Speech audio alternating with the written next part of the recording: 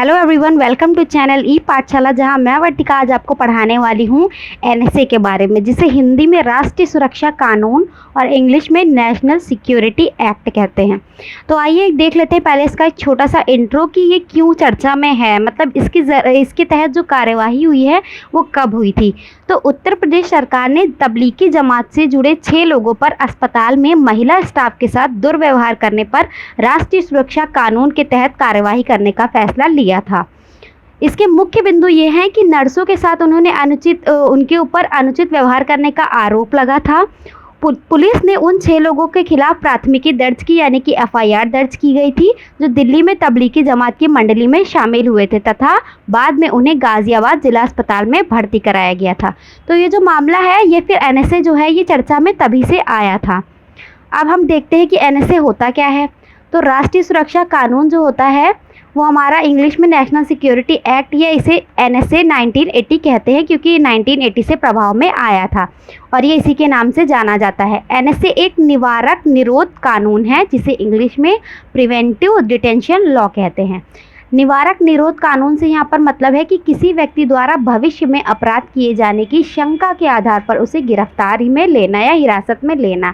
मतलब कि कोई ऐसा व्यक्ति जो संदिग्ध है और उसके लिए हमें ये लगता है या सरकार को ये लगता है कि भविष्य में उसके द्वारा अपराध किया जा सकता है, उसके बेस पे उसकी गिरफ्तारी करना, इसे निवारक निरोध कानून या प्रिवेंटिव डिटेंशन लॉ कहते हैं। अब आते हैं राष्ट्रीय सुरक्षा कानून के कुछ मुख्य बिंदुओं पर। तो राष्ट्रीय सुरक्षा कानून और अधिनियम जो है हमारा वो 1980 में आया था। देश की सुरक्षा के लिए सरकार को अधिक शक्ति देने से संबंधित कानून है। यह कानून केंद्र और राज्य को गिरफ्तारी करने का आदेश देता है। यह कानून सरकार को संदिग्ध व्यक्ति की गिरफ्तारी की शक्ति भी देता है। राष्ट्रीय सुरक्षा कानून जो है वो हमारा 23 सितंबर 1980 को इंदिरा गांधी सरकार के दौरान अस्तित्व में आया था।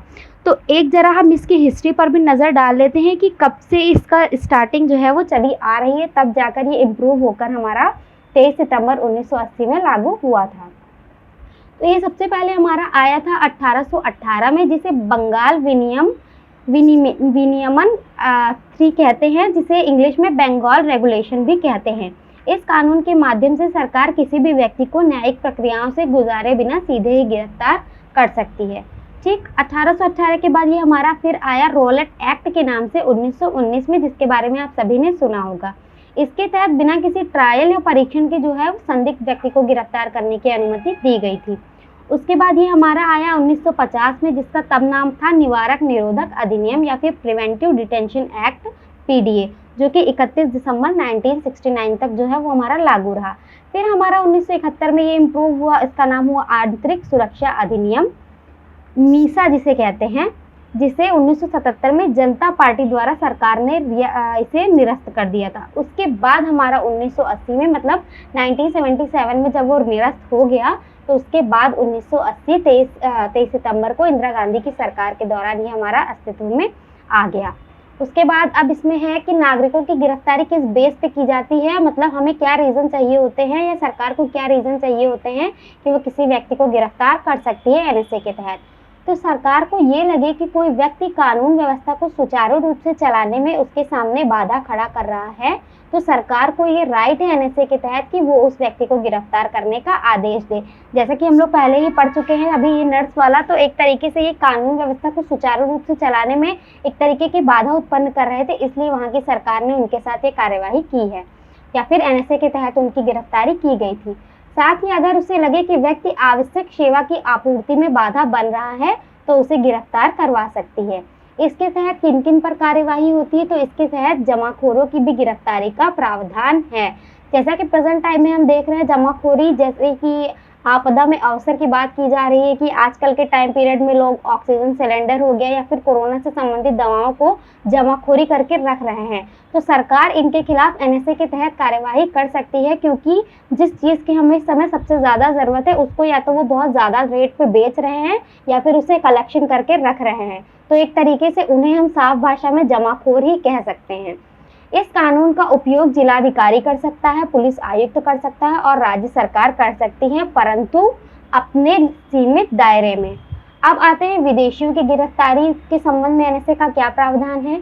तो अगर सरकार को ये लगे कि कोई व्यक्ति अनावश्यक रूप से देश में रह रहा है, तो और उसकी गिरफ्तारी की नौबत आ गई है तो वह उसे गिरफ्तार कर सकता है। ठीक है, अब हम आते हैं गिरफ्तारी की जो समय सीमा है। तो कानून के तहत किसी व्यक्ति को पहले 3 महीने के लिए गिरफ्तार किया जाता है। मीन्स अगर हम किसी भी संदिग्ध व्यक्ति को गिरफ्तार करती है सरकार, तो उसके तहत उसे 3 महीने के लिए गिरफ्तार किया जाता है। फिर आवश्यकता अनुसार 3-3 महीने के लिए गिरफ्तारी की अवधि जो है वो हमारी बढ़ाई जा सकती है। एक बार में 3 महीने से अधिक की अवधि नहीं बढ़ाई जाती है। अगर किसी अधिकारी ने ये गिरफ्तारी की है तो उसे राज्य सरकार को ये बताना होगा कि उसे किस आधार पर गिरफ्तार किया है। जब तक राज्य सरकार इस गिरफ्तारी का अनुमोदन नहीं कर दे तब तक यह गिरफ्तारी 12 दिन से ज़्यादा के समय तक नहीं हो सकती है। मतलब अगर सरकार किसी व्यक्ति को या राज्य सरकार किसी व्यक्ति को गिरफ्तार करती है तो उसे यह रीज़न बताना होगा कि वो किस लिए गिरफ्तार किया गया है। अगर गिरफ्तारी का अनुमोदन नहीं कर पाती है या फिर कोई प्रूफ नहीं दे पाती है तो उसकी गिरफ्तारी 12 दिन से ज़्यादा के समय तक की नहीं हो सकती है। अगर उनको प्रूफ मिल जाता है या फिर उनका बताया हुआ रीज़न सही होता है या वैलिड होता है तो ये गिरफ्तारी 12 दिन से ज़्यादा तक की बढ़ाई जा सकती है। अगर ये अधिकारी 5 से 10 दिन में जवाब दाखिल करता है तो इस अवधि को 12 की जगह 15 दिन की जा सकती है। अगर रिपोर्ट को राज्य सरकार स्वीकृत कर देती है तो इसे 7 दिनों के भीतर केंद्र सरकार को भेजना होता है।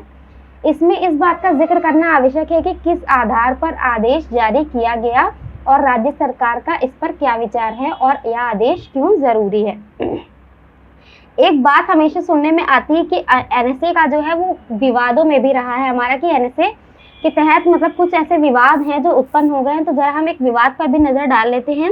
एनएसए के तहत जब गिरफ्तारी होती है तो लोगों को ऐसा लगता है या फिर ऐसी एक मतलब इसके एक हम ड्रॉबैक कह सकते हैं कि मूल अधिकारों से इसका टकराव होता है। मीन्स कहने का है कि एनएसए के तहत हम जब किसी को गिरफ्तार करते हैं तो हमें उसे ये रीज़न बताने की ज़रूरत नहीं होती है कि हम उसे क्यों गिरफ्तार कर रहे हैं।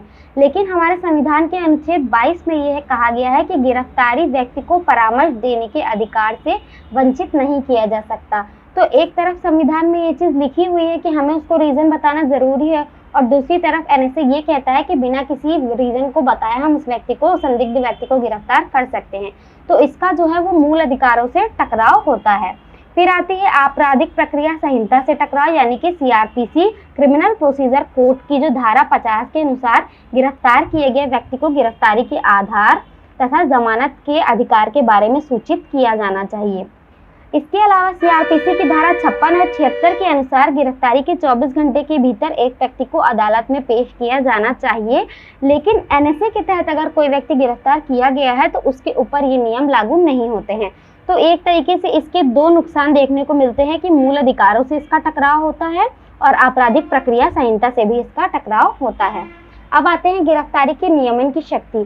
गिरफ्तारी के आदेश का नियमन किसी भी व्यक्ति पर किया जा सकता है। उसे एक जगह से दूसरी जगह पर भेजा जा सकता है, लेकिन जिस जगह पे उसे भेजा जा रहा है वहाँ की राज्य सरकार के संज्ञान में ये होना चाहिए, वरना उसको उस राज्य में नहीं भेज सकते जब तक उस राज्य सरकार को उसके बारे में पता नहीं है। अब आते हैं इसके संबंध में एक सलाहकार समिति का गठन किया गया है। कहने का मतलब है कि अगर हम किसी चीज़ को कर रहे हैं तो हमारे लिए कोई मीडिएटर तो होना चाहिए, क्योंकि केंद्र सरकार डायरेक्ट राज्य सरकार से तो बातचीत करेगी नहीं। तो यहाँ पे एक सलाहकार समिति का गठन किया गया है। तो इस अधिनियम के उद्देश्य से केंद्र और राज्य सरकार आवश्यकता के अनुसार एक या एक से अधिक सलाहकार समितियां जो है वो बना सकती है। इस समिति में 3 सदस्य होंगे, जिसमें प्रत्येक एक उच्च न्यायालय का सदस्य रहे हों, मतलब या तो वो पहले उच्च न्यायालय में रहे हों या फिर वहाँ पे कार्य करने के योग्य हों। समिति के सदस्य सरकार नियुक्त करती है।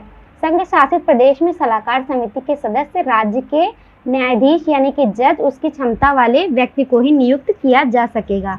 नियुक्ति से पहले इस विषय पर संबंधित राज्य से अनुमति लेना आवश्यक है। अब आते हैं सलाहकार बोर्ड की रिपोर्ट पर कार्यवाही। मीन सलाहकार बोर्ड जो है वो राज्य सरकार से सारे रीजंस या सारे प्रूफ लेने के बाद केंद्र सरकार को रिपोर्ट देती है। तो उसके बाद क्या कार्यवाही होती है। अगर सलाहकार बोर्ड व्यक्ति की गिरफ्तार करने के कारणों को सही मानती है तो सरकार उसकी गिरफ्तारी को उपयुक्त समय जितना पर्याप्त उसे लगता है वो उस अकॉर्डिंग उसको बढ़ा सकती है। अगर समिति गिरफ्तारी के कारणों को पर्याप्त नहीं मानती है तो गिरफ्तार व्यक्ति का आदेश जो है वो रद्द कर दिया जाता है और व्यक्ति रिहा हो जाता है। कहने का मतलब है कि एक जो लास्ट स्टैम्प होता है उसकी तरह यहाँ पर सलाहकार बोर्ड कार्य करती है। अगर उस राज्य सरकार द्वारा बनाई गई रिपोर्ट पर सलाहकार बोर्ड की स्टैंप लग जाती है और केंद्र सरकार को वो पहुँचा देती है और अगर उन्होंने वह रीज़न सही पाया है तब तो व्यक्ति गिरफ्तार रह सकता है, लेकिन अगर वह रीज़न गलत है या फिर जो गिरफ्तारी है वो वैध नहीं है तो उस व्यक्ति को रिहा कर दिया जाता है। गिरफ्तार करने की जो अधिकतम अवधि है तो वो है कि अगर गिरफ्तारी के कारण पर्याप्त साबित हो जाते हैं तो व्यक्ति की गिरफ्तारी 1 साल तक उसको रखा जा सकता है हिरासत में।